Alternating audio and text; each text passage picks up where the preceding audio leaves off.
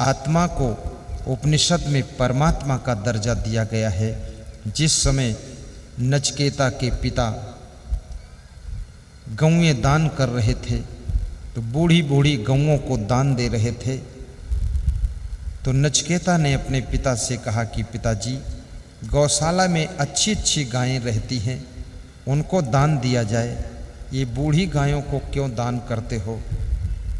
तो नचिकेता के पिता ने कहा तुम चुप रहो, बीच में मत बोला करो। नचिकेता ने कहा पिताजी, अच्छी गाय दोगे तो जो ले जाएगा दूध भी खाएगा, खुश भी होगा, ये कमजोर गायें दान क्यों दे रहे हो? ये तो चल भी नहीं पाती हैं, बहुत सी गायों को दिखता भी नहीं है, इनके पैर में पैर लड़ते हैं। नचिकेता के पिता नाराज हो गए, बोले वे अच्छी गायें तेरे दूध पीने के लिए रखा हूं, तू दूध पिएगा? बोले मैं तो एक गाय के दूध से तृप्त हो जाऊंगा, बाकी गायें दान दे दीजिए। कितने लोग दान देते हैं तो ऐसी चीज का दान देते हैं जो दान लेने वाले के काम भी नहीं आती है। भाइयों बहनों, आपको 15 मिनट के बाद छुट्टी भी दे दूंगा और सबकी भोजन व्यवस्था का प्रबंध होगा, और फिर जिसको सत्संग सुनना होगा तो कहीं दूसरी जगह हम आप मिलेंगे, तब फिर सुना दूंगा। ये उपनिषद की कथा मैं आपको सुनाता हूं। नचिकेता ने कहा पिताजी आप मुझे दान दे दो तो बहुत अच्छी बात है।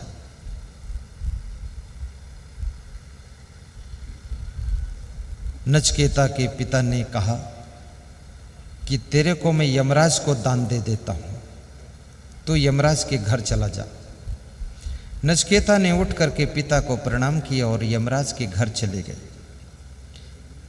जोश में किया हुआ दान सफल नहीं माना जाता है, गुस्सा में दिया हुआ दान फल नहीं देता है। बात को पिता को दुख होता है कि एक ही पुत्र था, यमराज को दान दे दिया, बड़ी गलती हो गई। नचिकेता यमराज के यहाँ जाते हैं। 3 दिन भूखे नचिकेता बैठे रहते हैं। ब्राह्मण बालक भूखा बैठा हुआ है। यमराज कहीं बाहर गए हुए हैं। यमराज की पत्नी कहती है स्नान करो, भोजन करो। नचिकेता कहते हैं मेरे पिताजी ने यमराज को दान दिया है, उन्हीं की बात मानूंगा, तुम्हारी नहीं मानूंगा। वो भूखा प्यासा बालक बैठा हुआ है। 3 दिन के बाद यमराज जब आए तो उन्होंने बालक को देखा तो अपनी पत्नी को डांटा, इसको भोजन नहीं खिलाया, स्नान नहीं कराया। बोले ये मानता ही नहीं, ये बोलता यमराज को दान हुआ हूँ, तुम्हारी बात क्यों मानूं? यमराज ने कहा स्नान कीजिए, नए कपड़े पहनिए, भोजन कीजिए। नचिकेता स्नान करके भोजन करके प्रेम से बैठते हैं। पूछा तुम कैसे आए हो? बोले हमारे पिताजी ने आपको दान दिया है, अब आपकी जो आज्ञा हो उसको पालन करूंगा। नचिकेता की बात को सुन करके यमराज को आश्चर्य हुआ। यमराज ने कहा बेटा तेरे पिताजी ने जोश में तुझको दान दिया है, तुम वापस जाओ, तुम्हारे पिताजी दुखी हैं, वह तुमको स्वीकार करेंगे और मेरे पास मत रुको। तो नचिकेता ने कहा कि मैं अपने पिताजी के पास वापस ऐसे नहीं जा सकता हूँ, मुझे बताइए कि परमात्मा कहाँ रहता है। बहुत बड़ा प्रश्न पूछ दिया, परमात्मा कहाँ रहता है? यमराज ने कहा परमात्मा के बारे में मत पूछो, 1000 गौएं अगर मांगो तो मैं दे सकता हूँ, जितनी भूमि मांगो वो भी दे सकता हूँ, कुछ वैभव मांगो तो भी दे सकता हूँ, लेकिन परमात्मा के बारे में मत पूछिए। नचिकेता ने कहा मुझे गौएं नहीं चाहिए, भूमि नहीं चाहिए, वैभव नहीं चाहिए, मुझे तो परमात्मा का ज्ञान चाहिए, आत्मा का ज्ञान चाहिए। आप ये बता दीजिए कि परमात्मा कहाँ रहता है, उसके बाद मैं वापस चला जाऊंगा। बहुत बड़ी बात है। आज आत्मा परमात्मा की बात आपको बताने जा रहा हूं। जिस भगवान को तुम ढूंढते ढूंढते बूढ़े हो जाते हो लेकिन भगवान नहीं मिलता है। एक भक्त भगवान से कह रहा था कि हे प्रभु तुमको कहाँ ढूंढूं, कहाँ पाऊं? तो भजन है, कहाँ तुमको ढूंढूं, कहाँ तुमको पाऊं,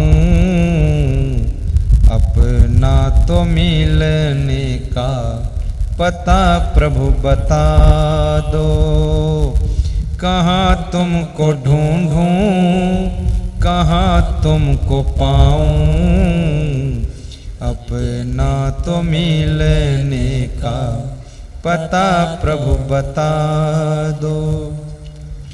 तो भगवान की तरफ से उत्तर क्या आया? नहीं ढूंढने की मुझे है जरूरत, ए भक्त मैं खोया नहीं हूं जो तू मुझको ढूंढेगा, मुझे ढूंढने की तुझको जरूरत नहीं है। तो भक्त ने पूछा तो क्या करने की जरूरत है? बोले मैं बताता हूं वो करने की जरूरत है। नहीं ढूंढने की मुझे है जरूरत, फकत अपने मन को निर्मल बना लो, फकत अपने मन को निर्मल बना लो, निर्मल बना लो। प्रभु मेरे जीवन को जीवन बना दो, जगत जाल के मन से झगड़े मिटा दो। सदगुरु कबीर देव ने भी कहा है, कबीर मन निर्मल भया जैसे गंगा नीर, पाछे पाछे हरि फिरे कहत कबीर कबीर। मन चंगा तो कठौती में गंगा, और मन गंदा तो गंगा जी में भी गंदा है, जिसका मन ही ठीक नहीं है।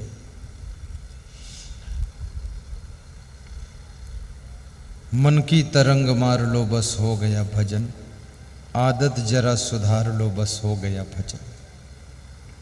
मन को संभालने का ही पूरा खेल है। नचकेता अपनी जिद पर अड़ा हुआ है।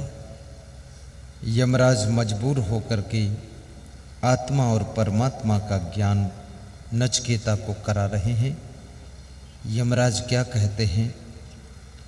अंगुष्ठ मात्रः पुरुषः आत्मनि तिष्ठति ईशानो भूत भव्यस्य न ततो विजगुप्सते एतत् वै तत्।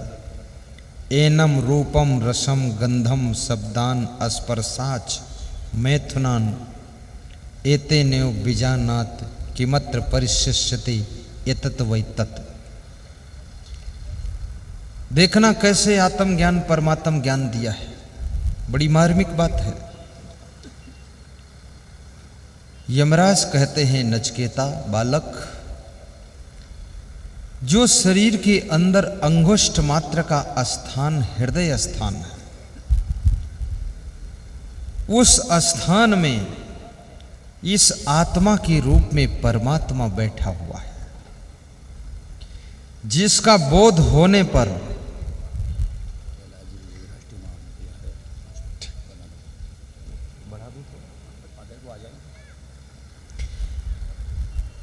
बड़ी अच्छी सूचना मिली हुई है। हमारे एक मुख्य अतिथि और पधार रहे हैं, जिनका नाम है कैलाश विजय वर्गीय जी।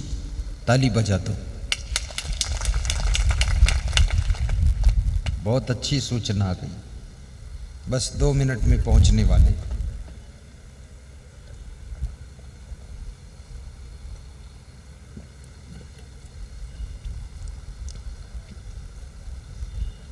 सीधे बैठ जाओ, उधर मत देखो, उधर कोई नहीं आ रहा, जो आएगा इधर से ही आएगा।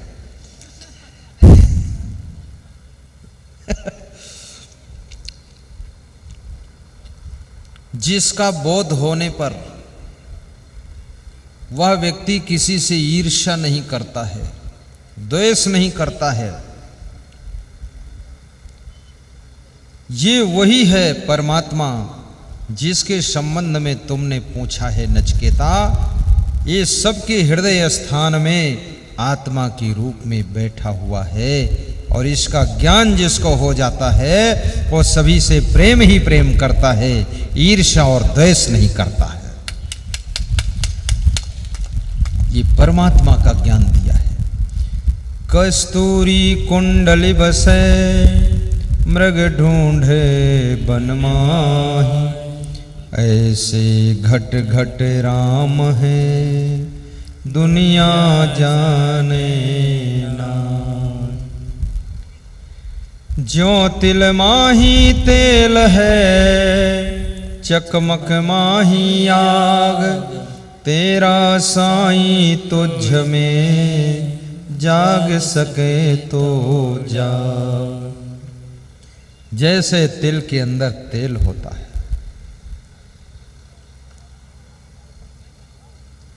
चकमक पत्थर के अंदर आग होती है, ऐसे तुम्हारे अंदर ही आत्मा रूपी परमात्मा है। उपदृष्टानुमंता भर्ता भोक्ता च महेश्वरः, परमात्मेति चाप्युक्तो देहे अस्मिन् पुरुषा परः। ईश्वरा सर्वभूतानां हृदय से अर्जुन तिष्ठति। श्रीमद् भगवत गीता में श्री कृष्ण कहते, अर्जुन ईश्वर समस्त प्राणियों के हृदय में विराजमान है। कबीर साहब भी कहते हैं, ये परमात्मा कस्तूरी कुंडल बसे मृग ढूंढे बन माही। क्या ढूंढ रहे बन बन, घट घट में समाया है। गाइए दिनेश शर्मा ब्यावरा वाले। क्या ढूंढ रहे बन बन, घट घट में समाया है। तेरे भीतर मेरे भीतर उसकी ही तो छाया है। क्या ढूंढ रहे बन बन, घट घट में समाया है। क्या ढूंढ रहे बन बन, घट घट में समाया है।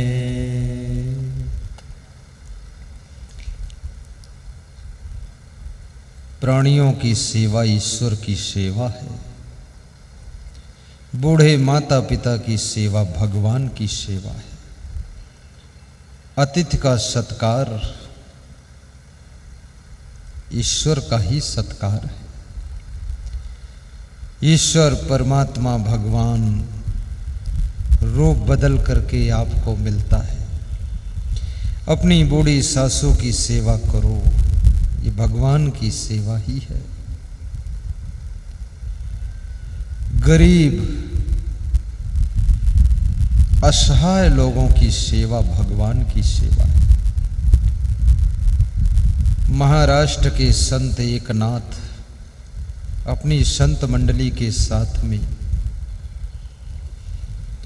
रामेश्वरम नाथ मंदिर में दर्शन के लिए जा रहे थे, गंगा जल लेकर चढ़ाने के लिए। रास्ते में एक प्यासा हुआ गधा पड़ा था सड़क के किनारे। गंगा जल उन्होंने उसको पिला दिया। उस गधे को गंगा जल पिलाया तो संत मंडली नाराज हो गई कि ये गंगा जल कोई गधे के लिए है।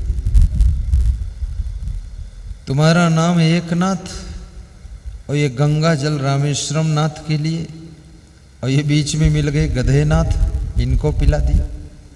गंगा जल का अपमान नहीं है, ये क्या कर रहे हो तुम? तो संत एकनाथ ने कहा, क्षमा कीजिएगा, रामेश्वरम नाथ को जल चढ़ाने वाले तो बहुत लोग हैं, पर इस गधे नाथ को पिलाने वाला केवल संत एकनाथ है, इसलिए माफ करना। जब रामेश्वरम नाथ के मंदिर में पहुंचे, सबने गंगा जल चढ़ाया। संत एकनाथ ने वहीं का जल लेकर चढ़ा दिया। रामेश्वरम नाथ के मंदिर में आकाशवाणी हुई कि अरे संत एकनाथ, तुम यहाँ आए हो, तुमको तो मैंने रास्ते में ही दर्शन दे दिया था। वो गधा गधा नहीं था, मैंने ही रूप बदल करके तुम्हारी परीक्षा लिया था। तुमने तो गंगा जल वहीं पिला दिया था, अब यहां आने की जरूरत थी नहीं। तो पूरी संत मंडली को आश्चर्य हो गया कि भगवान किस रूप में मिल सकते हैं। इसलिए कहते हैं किसी प्राणी को सताना नहीं चाहिए, दुखाना नहीं चाहिए। नहीं चाहिए दिल दुखाना किसी का, सदा न रहेगा जमाना किसी का, सदा न रहेगा जमाना किसी का। पशु पंछियों की भी सेवा करना, कीड़े मकोड़ों पर भी दया करना। रहम है जिसके दिल अंदर रहमान वहीं पर रहता है, रहम न जिसके दिल अंदर शैतान वहीं पर रहता है। दयालु दिल बना करके जिंदगी जीना, दयालु दिल के पिता बनो, अपने बच्चों के ऊपर भी दया करना। कल मैं एक गांव में पधरौनी गया था राजस्थान में आधा घंटे के लिए। तो एक सज्जन मुझको ले गए, नाम नहीं लूंगा। तो उनके पिताजी रोने लगे, तो उनकी माँ भी रोने लगी, फिर उनकी पत्नी रोने लगी, बहन रोने लगी, बेटी बेटा रोने लगे। लेकिन जो मुझे ले गए थे वो नहीं रो रहे थे, शांत बैठे थे। तो हमने कहा ये सब रो क्यों रहे हैं? बोले इन्हीं से पूछ लो क्यों रो रहे। तो मैंने पूछा तो उन्होंने कहा कि ये मेरा बेटा है। उनकी बेटी ने कहा ये मेरा बाप है जो आपको लाया है। ये खूब दारू पीता है, 80 बीघे जमीन है, मकान गिर रहा है, कुछ बचा नहीं है। और उनके बाप ने कहा कि दुख इतना है कि ये दूसरी स्त्री में फंसा हुआ है, वहां रुपया दे आता है सब, उसका मकान बनवा दिया, उसको 10 लाख दे दिया है, वो दूसरे गांव की औरत है और अपनी औरत को ठुकराता है। ये हालत है। बहुत दुखी हुआ। मैंने उनको समझाया, ज्ञान दिया कि थोड़ा सांत्वना रखा करो, शराब छोड़ दो, ऐसा गलत काम ना करना। उसने संकल्प लिया कि अब शराब नहीं पीऊंगा। तो उनके बेटे बेटी खुश हो गए कि पिताजी शराब छोड़ देंगे तो मेरा घर भी उन्नति कर जाएगा, विकास कर जाएगा। दयालु दिल के पिता बनो, बेटों के ऊपर कृपा करो, शराब न पीना। दयालु दिल की माँ बनो, दयालु दिल की बहू बनो, दयालु दिल के बेटे बनो। अपने माँ बाप के ऊपर भी कृपा रखना, उनको दुख न देना, वे प्रसन्न रहे। याद रखना आत्मा में ही परमात्मा का निवास है। इनको अगर खुश रखोगे तो आप पर भगवत कृपा होती रहेगी।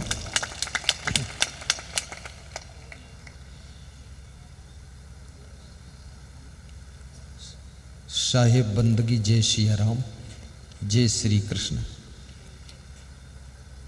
भाइयों बहनों, आध्यात्मिक जीवन धन्य होता है। आइए एक प्रश्न का उत्तर और है। श्री कृष्ण अर्जुन से कहते हैं जिसमें 5 बातें होती वो दुखी नहीं होता है। युक्ताहार विहारस्य युक्त चेष्टस्य कर्मसु युक्त स्वप्नौ बोधस्य योगो भवद दुःखः। जिसका आहार विहार यथा योग्य है, क्या खाना है, कब खाना है, कितना खाना है, कहाँ बैठना है, कहाँ नहीं बैठना है, कहाँ खड़े होना कि नहीं खड़े होना, ये जिसका विवेक है वह व्यक्ति। तीसरी चीज ना, जिसका कर्म विवेक पूर्वक होता है, जो जोश खरोश में कोई कार्य नहीं करता है, विवेक पूर्वक यथा योग्य कार्य करता है वह व्यक्ति। और चौथी चीज, जिसका शयन, जिसका सोना विवेक पूर्वक होता है, और जागरण, 5वीं चीज जागरण विवेक पूर्वक होता है। युक्त चेष्टस्य कर्मसु युक्त स्वप्नौ बोधस्य योगो भवद दुःखः।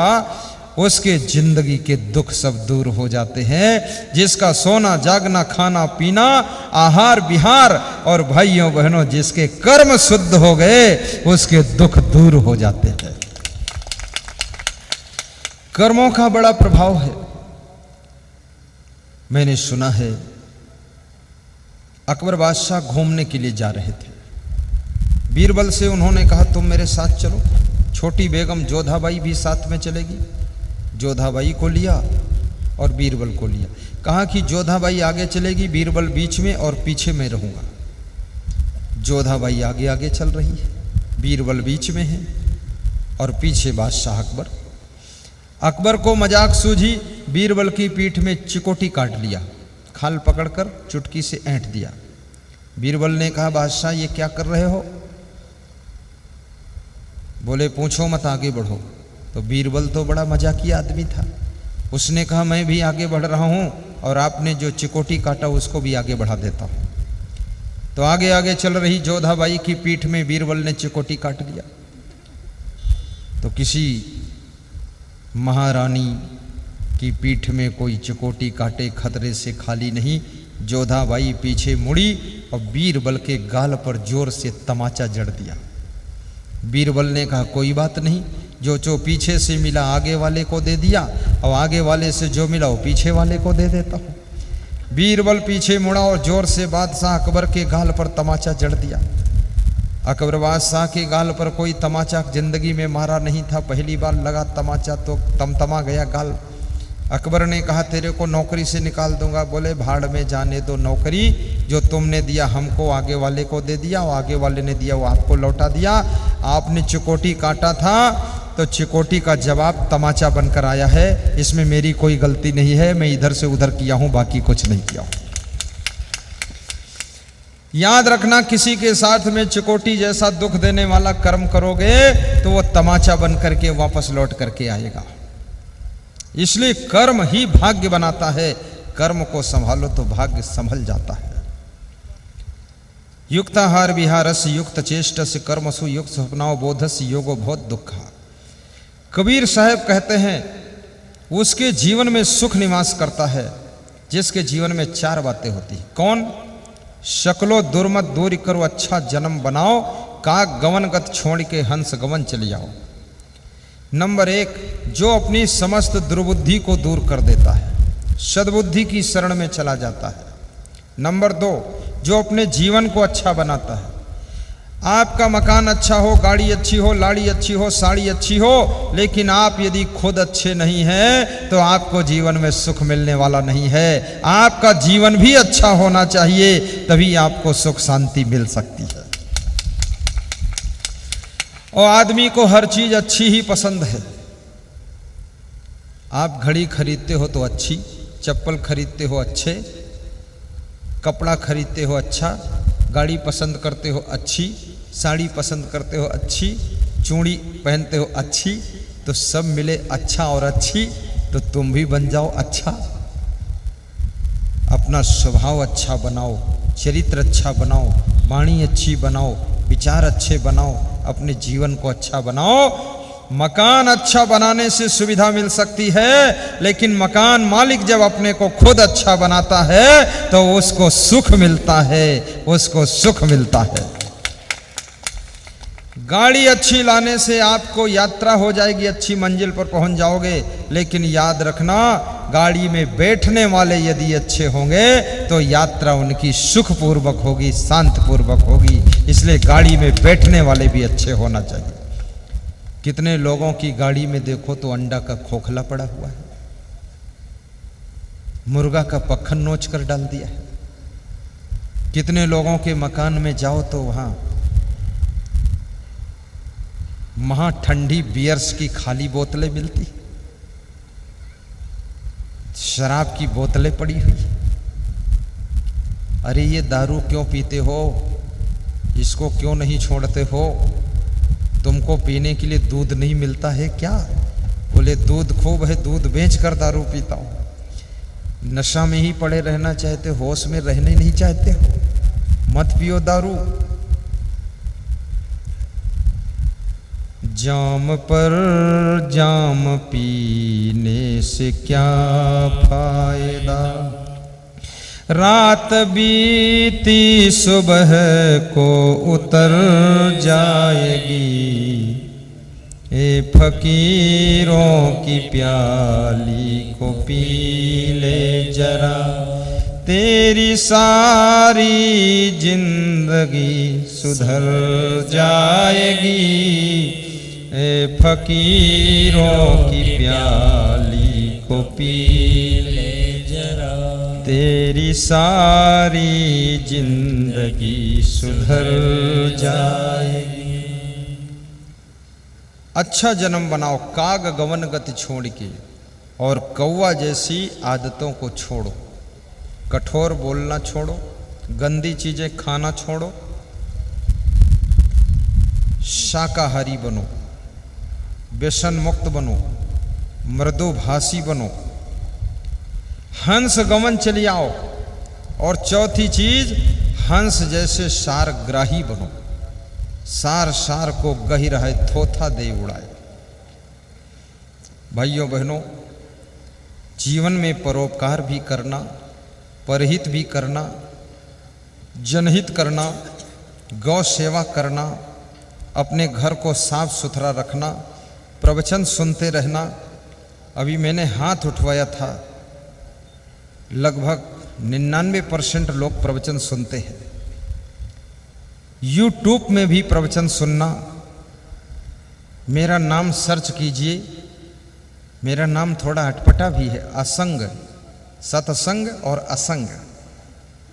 एक मिलिट्री का अफसर कह रहा था मैं सत्संग सर्च कर रहा था, भूल से असंग सर्च हो गया। बोले आपका प्रवचन आ गया तो मैंने देखा, सुना, बहुत अच्छा लगा, तब से रोज सुनता हूँ। इसमें YouTube के कितने श्रोता हैं जिन्होंने मोबाइल के द्वारा YouTube से प्रवचन सुना है? जरा दोनों हाथ ऊंचा करें। बहुत है। YouTube के श्रोताओं के व्यूअर करीब करीब 1,60,00,000 व्यूअर हो चुका है। YouTube में प्रवचन सुनिए और YouTube में लाइक भी की, फेसबुक में लाइक कीजिए, ट्विटर में ट्वीट कीजिए और प्रवचन को शेयर भी कीजिए, इसका लाभ लीजिए। भाइयों बहनों, आज बड़ी प्रसन्नता की बात है, हमारे पास में एक पंपलेट आया हुआ है, बहुत अच्छा पंपलेट है, जिसमें लिखा हुआ है मध्य प्रदेश की पूर्णिधरा उज्जैन में भव्य आश्रम हेतु भूमि दान अभियान। आश्रम का उद्देश्य नशा मुक्त, अपराध मुक्त, गरीबी मुक्त महान भारत निर्माण करने का संकल्प। श्री क्षमादेव की कृपा से मिली प्रेरणा। एक भव्य आश्रम हमारे संत लोग, भक्त लोग उज्जैन, जहाँ पर सिंहस्थ कुंभ होता है, उसकी पावन धरा पर निर्माण करने का संकल्प लिए हैं।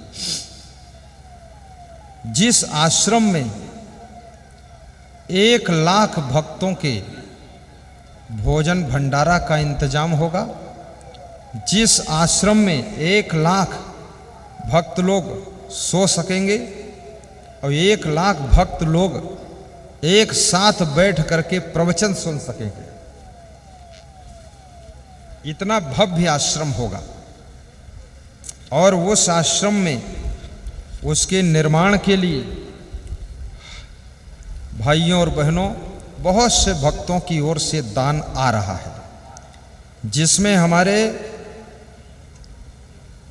सबसे बड़े दानी आज जो दान देकर गए हैं, भगवान सिंह, गौड़, नावदा गांव, टोक खुर्द, 51,000 रुपये आज नगद दान दिया है। ताली बजाकर उनका सम्मान करो। आइए बैठ जाइए, उधर जा, बैठिए बैठिए।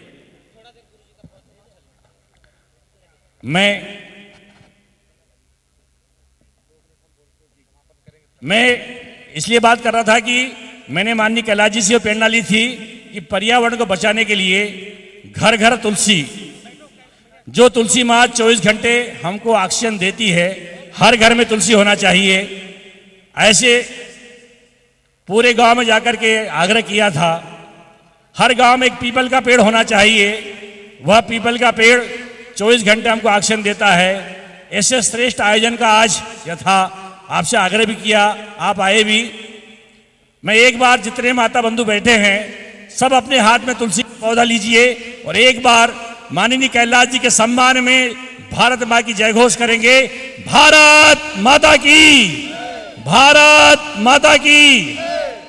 मैं पूज्य गुरुदेव से आग्रह करता हूं कि अपनी वाणी को आगे बढ़ाकर फिर हम आज के इस कार्यक्रम के अतिथि माने, अध्यक्ष माने, फिर समापन माननीय कैलाश जी का हम करेंगे। वंदना हजार बार वंदना, मेरे गुरुदेव को करोड़ बार वंदना, बार बार वंदना हजार बार। महिला मोर्चा की जिला अध्यक्ष, जिला महामंत्री और उमा जी वंदना दीक्षित, ये तीनों भी मंच पे आ जाएं।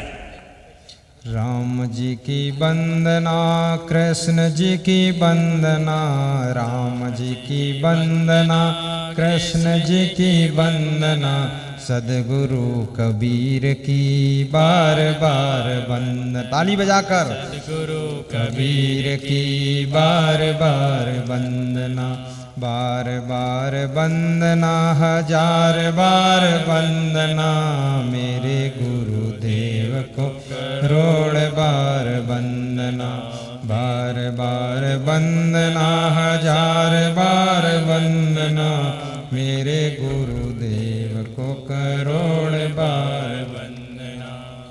बोलिए सद्गुरु भगवान की। हमारे आपके बीच में मुख्य अतिथि के रूप में माननीय मध्य प्रदेश के जन जन के दिलों में स्थान रखने वाले संतों के परम भक्त, गुरुजनों के सेवक और आपकी चिंता करने वाले श्री कैलाश विजयवर्गीय जी पधार चुके हैं। ताली बजाकर उनका अभिनंदन कीजिए।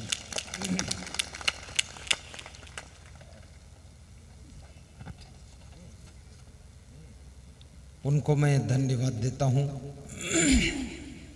शुभ कामना करता हूं। बहुत बड़ी उनकी श्रद्धा है। साधु संतों के समागम इंदौर की पावन नगरी में उनके द्वारा समय समय पर होते रहते हैं। कभी न कभी मेरा भी समागम उनके द्वारा होगा इंदौर में।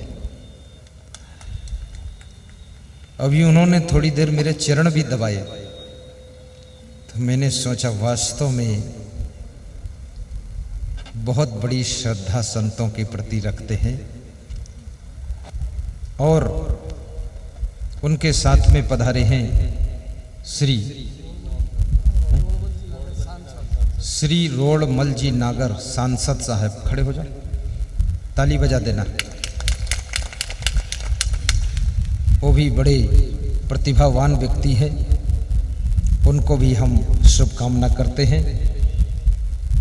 और साथ में पधारे हुए हैं विधायक श्री सुजालपुर के पूर्व विधायक, सारंगपुर के पूर्व विधायक गौतम जी। ताली बजाते। ठीक। और कौन पधारा? यहाँ के वर्तमान विधायक नलखेड़ा के श्री मुरली पाटीदार साहब, जो कि बड़े सुंदर स्वभाव के हैं। खड़े हो जाइए। श्री मुरली पाटीदार साहब खड़े होकर। कहाँ? मुरली पाटीदार, ये देखो, मैं उधर ढूंढ रहा था, ये इधर छिपे हुए थे। बहुत अच्छे, अभी नवयुवक भी हैं और उनका शरीर भी अच्छा है, छलांग वाला है। आपने अच्छा विधायक चुना है। ताली बजाकर इनका भी अभिनंदन करो। आपको हाथ जोड़ के प्रणाम कर रहे हैं। और साथ में आए हैं जिला प्रेम जी, जिला अध्यक्ष महोदय, खड़े हो। और दिलीप जी, आप भी ताली बजा दिया करो तुम लोग। हाँ, और साथ में पधारे हैं डॉक्टर गजेंद्र सिंह चंद्रावत जी, ये नगर पालिका सुसनेर के अध्यक्ष हैं। सीधे सरल सलोने और थोड़ा थोड़ा मुस्कुराते भी रहते हैं। संतोष जोशी को हम धन्यवाद देते हैं जिन्होंने यहाँ पर साधु संतों का समागम प्रदूषण मुक्त करने के लिए तुलसी और पीपल के पौधे का सम्मान, घर घर में तुलसी पहुँचे, द्वार द्वार पर पीपल लगा हो, ऐसा जिनकी योजना है। और बड़े बड़े राजनेताओं को भी मंच पर उपस्थित करने वाले हमारे संतोष जोशी जी धन्यवाद के पात्र हैं। हमें और आपको आमने सामने बिठाने वाले और इतना बड़ा सत्संग समागम भारी मंडप लगा करके बड़ी व्यवस्था करके सबको धन्य बनाने का काम यदि किया है तो हमारे संतोष जोशी भैया ने किया है। उनको हम बहुत आशीर्वाद देते हैं। कहाँ है? ये देखो पास में ही है। और 15 दिनों से आप विश्राम भी ठीक से नहीं किए हैं, बहुत दौड़ धूप में लगे हुए हैं। इनके लिए एक बार ऐसी जोरदार ताली बजाओ कि थकान मिट जाएगी। बहुत भीड़ थी ये पूरे पंडाल में, लेकिन देर को आए हमारे कैलाश विजयवर्गीय जी तो बहुत लोग इंतजार करके चले भी गए। इतना बड़ा पंडाल, सब गहमा गहमी थी यहाँ पर, और मैं तो देखकर खुश ही हो गया हूँ। भाइयों बहनों, 1 मिनट में सुनाता हूँ। जीवन तो सबको मिलता है, पर जीवन जीने का ढंग जिनको मिलता है उन्हीं को सुख मिलता है। जिनको जीने की कला नहीं आती है उनकी जिंदगी कलह कलेश में गुजर जाती है, और जिनको जीने का ढंग आ जाता है उनकी जिंदगी में सुख शांति का प्रवेश हो जाता है। जीने का ढंग सीखो। जीवन में संतोष भी रखना, विवेक से काम करना, परस्पर प्रेम से रहना, एक दूसरे का ख्याल रखना। माताएं बहनें यथास्थान बैठी रहें, ऊबे डूबे ना। ऐसा मत सोचें कि बहुत देर तक चलेगा, केवल मुख्य अतिथि 5 मिनट ही सुनाएंगे, ज़्यादा नहीं सुनाएंगे। बैठ जाइए, सुन लेना, और उसके बाद भोजन भाव सबका हो जाएगा। भोजन भाव यहीं मिलेगा क्या? अच्छा, हमारे उज्जैन आश्रम के निर्माण में सहयोग देने वाले महेंद्र सिंह छाबड़ा निवासी, आपने 1,11,111 का सहयोग दिया है। अपना सम्मान प्रमाण पत्र प्राप्त करें। ये हमारे कैलाश विजयवर्गीय के कर कमलों से सम्मान प्रमाण पत्र ले। इधर आइए, इधर आओ जल्दी। लालजी राम मालवी, पूर्व विधायक आगर, जिन्होंने 71,000 का सहयोग। माता बहनों से निवेदन कर रहा हूँ 5 मिनट रुकिए, 5 मिनट से बाद भोजन प्रसादी पूरी लेके जाएंगे। 5 मिनट, सिर्फ 5 मिनट। आइए, 5 मिनट रुक जाइए माता बहनों, सिर्फ 5 मिनट। ताली जोरदार बजाइए आप। रवि जी वर्मा जहां भी हैं मंच आए। माता बहनें बैठ जाएं। आज्ञा का पालन करना चाहिए तो घर में शांति रहेगी। जो पहले ही उठकर चला जाएगा बिना आज्ञा के, उसके घर में सबके घर के भूत प्रेत वहीं चले जाएंगे। इसलिए बैठी रहो। माता बहनें बैठ जाइए। और हमारे बैठ जाएंगे। श्री संतोष जोशी गौ संवर्धन बोर्ड के उपाध्यक्ष, राज्य मंत्री का दर्जा प्राप्त है, जिन्होंने उज्जैन में हमारे संतों का आश्रम भव्य निर्माण करने के लिए 2,51,000 राशि देने का संकल्प लिया है। उनको भी सम्मान प्रमाण पत्र दिया जाए। संतोष जोशी के लिए भी ताली बजाइए। बोलिए सद्गुरुदेव भगवान की, राघवेंद्र सरकार की, हनुमान जी महाराज की। व्यासपीठ पर विराजित परम पूज्यपाद संत प्रवर असंग देव जी महाराज के चरणों में प्रणाम करता हूँ, वंदन करता हूँ। गोस्वामी शरद कुमार जी महाराज के चरणों में वंदन। हमारे अभी अभी राज्य मंत्री का दर्जा मिला है नर्मदा जी की सेवा के लिए, नर्मदानंद जी महाराज, उनके साथ में बैठे हमारे संत प्रवर, सभी यहाँ पर संतों के चरणों में वंदन। उपस्थित हमारे सांसद जी रोडमल आगर जी, यहाँ के अध्यक्ष नगर पालिका के आदरणीय, जिन्होंने बहुत बड़ी अम्बेडकर की आज प्रतिमा का अनावरण मुझसे कराया, प्रेम जी राठौर, आदरणीय हमारे पूर्व विधायक सारंगपुर के हमारे गौतम गोपाल जी, हमारे दिलीप जी और संतोष जी, जिनका विशेष आग्रह था यहाँ पर। यहाँ उपस्थित सभी धर्मप्रेमी बंधुओं, मातृशक्ति को दोनों हाथ जोड़ के प्रणाम करता हूँ। आज बहुत बड़ा दिन है।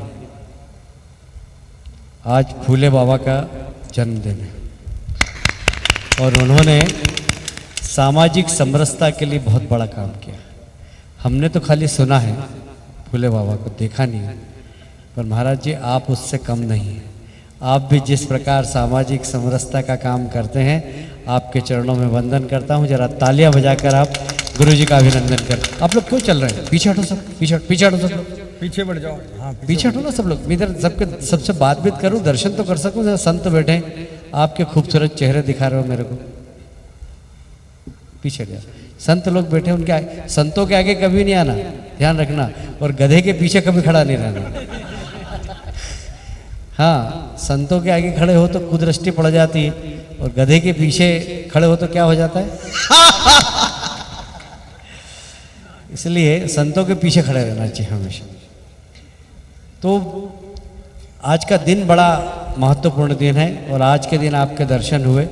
हमने फूले बाबा को देखा नहीं, आपके चरणों में वंदन करते हैं। जिस प्रकार आप सामाजिक समरसता के लिए काम करते हैं, जिस प्रकार आपके प्रवचन में सुनता रहता हूँ, पढ़ता रहता हूँ, जो आपका समर्पण है समाज के प्रति, निश्चित रूप से आपके चरणों में एक बार फिर से अभिनंदन करता हूँ। तालियां बजाकर गुरु जी से आशीर्वाद प्राप्त करें आप। देखिए, आज हमारे देश के प्रधानमंत्री देश को आगे बढ़ा रहे हैं, मुख्यमंत्री प्रदेश को आगे बढ़ा रहे हैं, पर सरकार के माध्यम से कभी भी देश और प्रदेश आगे नहीं बढ़ सकते, क्योंकि समाज की सरकार संत है। ये परमानेंट सरकार है। देश को आगे बढ़ाने वाली सरकार 5 साल के लिए आती है, पर ये सरकार अजर अमर है। इस समाज की पहचान ये कि ये संतों का समाज है और संत की अपनी सरकार है, जो समाज को नियंत्रण करते हैं, समाज को मार्गदर्शन देते हैं। और इसलिए संतों की सरकार ये परमानेंट सरकार है और इस देश की पहचान ही संत है।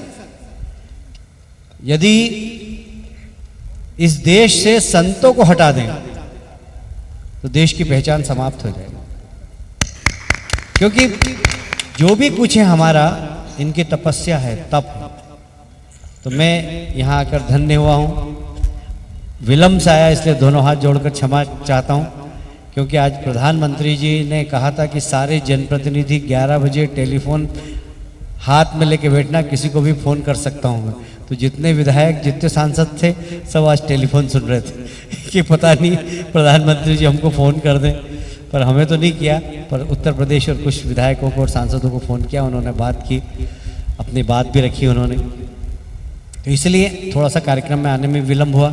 फिर यहाँ के लोगों ने बहुत विलम्ब कर दिया, रास्ते भर स्वागत जिसकी मैं कल्पना नहीं कर सकता था, इतना भव्य स्वागत हुआ, तो उससे भी विलम्ब हुआ। इसलिए गुरुजी मैं क्षमा चाहता हूँ, आने में विलम्ब हुआ। मेरी बड़ी इच्छा थी, मैं तो रोड़मल जी से बोला, मैंने कहा कि जैसे ही महाराज जी का नाम सुना तो ज़रा मेरा मिलना कम होता है आपसे, पर मैं आपको निमंत्रण दे रहा हूँ। एक कार्यक्रम आपको महू में करना है और अच्छा भव्य कार्यक्रम करना है। हाँ, एक बड़ा कार्यक्रम आपको महू में करना है, जहाँ पर हम अच्छा आपका सत्संग हो और हम कुछ व्यवस्था कर पाएंगे तो हमको बड़ा गर्व होगा, हम सौभाग्यशाली समझेंगे। मुझे ज़्यादा तो कुछ कहना नहीं है। एक बार फिर से सभी संतों के चरणों में वंदन करता हूँ और ये विश्वास दिलाता हूँ कि हम सबका उद्देश्य समाज को आगे बढ़ाना है, देश को आगे बढ़ाना है। संत भी समाज को आगे बढ़ाते हैं, हम भी कोशिश करते हैं कि देश आगे बढ़े, प्रदेश आगे बढ़े, पर बिना संतों के आशीर्वाद के देश और प्रदेश आगे नहीं बढ़ सकता। इसलिए हम जितनी भी मेहनत करें, यदि आपका आशीर्वाद नहीं है तो फलीभूत नहीं होता। इसलिए आपका आशीर्वाद हम सब कार्यकर्ताओं पे बना रहे, इसी निवेदन के साथ सभी संतों के चरणों में प्रणाम करता हूँ। बोलिए राघवेंद्र सरकार की, हनुमान जी महाराज की, सद्गुरुदेव भगवान की। संतोष जोशी को धन्यवाद और 56 भोग का दर्शन हुआ उसको धन्यवाद। संतोष जोशी जी ने अभी मेरे को 56 भोग का दर्शन कराया नहीं उन्होंने, पर अच्छा यहाँ पर है। तो महाराज जी बोले संतोष जोशी जी ने इतना बड़ा भव्य आयोजन किया, उनको भी धन्यवाद दो। तो संतोष जी, स्वामी जी का आदेश है कि मैं आपको धन्यवाद दूँ, तो मैं आपको भी धन्यवाद दे रहा हूँ। और यहाँ पर 56 भोग का भी दर्शन जो हो रहा है, मैं करके यहाँ से जाऊँगा, प्रसाद लेकर ही जाऊँगा हाथ में, भोजन तो नहीं करूँगा क्योंकि मैं भी जाऊँगा यहाँ पर माता जी की पूजा करना है मुझे। यहाँ आया हूँ तो श्रीमती जी को वहाँ बिठाया है मैंने, तो मैं यहाँ से तत्काल निकल जाऊँगा। एक बार फिर से सभी संतों के चरणों में प्रणाम। संतोष जी आपको बहुत बहुत बधाई। बैठो बैठो। भाइयों और बहनों, एक विशेष बात आपने देखा होगा, हमारे श्री कैलाश विजयवर्गीय जी ने जो भी बोला है टोटल संतों की महिमा ही बताई है। कोई राजनीतिक भाषण नहीं किया, राजनीतिक बात भी नहीं किया। लोग समझते थे कोई राजनेता आ रहा है, लेकिन लोगों को अब पता चला कि कोई धर्म नेता आ चुका है। और उन्होंने एक बात बहुत अच्छी कही कि संतों के बिना देश और प्रदेश आगे नहीं बढ़ेगा। वास्तव में भारत देश की पहचान जो श्री कैलाश विजयवर्गीय ने बताया है, वो संतों की वजह से एक अलग पहचान है भारत देश की। कोई देश वर्ल्ड में नहीं है जहां संत इतने होते हों, संतों की महिमा हो और संतों के माध्यम से भारत देश को जाना जाता है। उसका वर्णन हमारे कैलाश विजयवर्गीय ने किया है। तीसरी एक बात बहुत अच्छी उन्होंने कही, इंदौर में आपका सत्संग कराऊंगा, पर ये नहीं, महू बाबा साहेब अंबेडकर जी की जन्मस्थली महू में, महू है, महू की महू महू में सत्संग होगा। ये कितना बड़ा कदम है। आपको न्योता देना भूल गए हैं वो, तो मैं उनसे कहूंगा, श्री कैलाश विजयवर्गीय से कहूंगा, इनको सबको आने का न्योता भी दे दो कि ये लोग भी वहां से पधारें। कम से कम एक गांव से 2-2 लोग पधारेंगे तो भी बहुत बड़ी बात होगी। तो आपको न्योता देना भूल गए, दोबारा दिला देता हूं। जब भी कार्यक्रम निर्धारित होगा, स्वामी जी समय देंगे, उस कार्यक्रम में आप सब सपरिवार वहाँ पर आमंत्रित हैं। और जितने दिन स्वामी जी रुके उतने दिन वहाँ पर भी आप रुकिएगा। पंडाल अंडाल की व्यवस्था मैं करवा दूंगा, सब आपके रुकने की और उसकी सबकी। आप पहले सूचना दे देना कितने लोग आने वाले हैं, उन सब के टेंट की व्यवस्था हम करवा देंगे। वाह, धन्यवाद धन्यवाद। और बहुत बड़ी बात एक और, उन्होंने कहा संत के आगे नहीं खड़ा होना चाहिए और गधे के पीछे नहीं खड़ा होना चाहिए। संत के जो पीछे चलता है वो दुनिया में सबसे आगे हो जाता है। संत के पीछे पीछे राम लक्ष्मण चले थे तो विश्वामित्र के पीछे चले थे, विश्व के मित्र बन गए थे। और गधे के जो पीछे चलता है तो क्या होता है वो आप बता चुके हैं। इसलिए संत के आगे मत खड़े होना और गधे के पीछे मत खड़े होना। ये मैंने पहली बार सुना इस तरीके से, गधे वाला हमें पता ही नहीं था। बहुत मजेदार बात कही। और आत्म शांति के लिए, परिवार के सुधार के लिए, जिंदगी में सुख पाने के लिए यहाँ सत साहित्य केंद्र आए हुए हैं 2-3। वहाँ से आप जीने की राह पुस्तक, सुख की खोज पुस्तक और ऐसे धार्मिक ग्रंथ, बरसे कंबल भीजे पानी और भजन की किताबें भी वहाँ से लेकर के अपने घर में अध्ययन कीजिए। और मेमोरी कार्ड प्रवचन के, जिसमें 150 घंटे का प्रवचन है, वो भी वहाँ से खरीद सकते हैं। और पेन ड्राइव जिसमें 200 घंटे का प्रवचन है वो भी ले सकते हैं। ये सब सुविधा यहाँ उपलब्ध है। अब हमारे संतोष जोशी जी, जो कि सब लोग पीछे हो जाए, थोड़ा सब पीछे बढ़ो, आप पीछे आ जाओ, तुम आगे रहो। हाँ, हमारे बीच में श्री संतोष जोशी जी लास्ट धन्यवाद, आभार आपको व्यक्त करने जा रहे हैं। अगर पुलिस जवानों को, मध्य प्रदेश की पुलिस को, लेडीज पुलिस, जेंट पुलिस को हम धन्यवाद देते हैं। और यहाँ के एसपी श्री मनोज है ना, मनोज जी को भी आशीर्वाद देते हैं। कल उनका शाम को मेरे पास मोबाइल आया था कि गुरुदेव व्यवस्था सब लगी हुई है और मैं भी आना चाहता हूँ, आऊँगा, ऐसा उन्होंने बताया। तो पुलिस जवानों को बहुत बहुत धन्यवाद है। एक बार शांति बनाने में इनका बड़ा सहयोग, ताली बजा दीजिए पुलिस वालों को। अजय जी दीक्षित भी आकर के भाई साहब कैलाश जी को प्रसाद भेंट करें। बगलामुखी माँ का विग्रह माननीय कैलाश जी पूज्य संत जी को भेंट कर रहे हैं। मां बगलामुखी का विग्रह आदरणीय कैलाश जी पूज्य संत को भेंट कर रहे हैं। सभी महानुभावों से मेरा आग्रह है, मेरा निवेदन है जी, जो गुरुदेव को प्रणाम करना चाहते हैं वो मंच पे आ जाएं।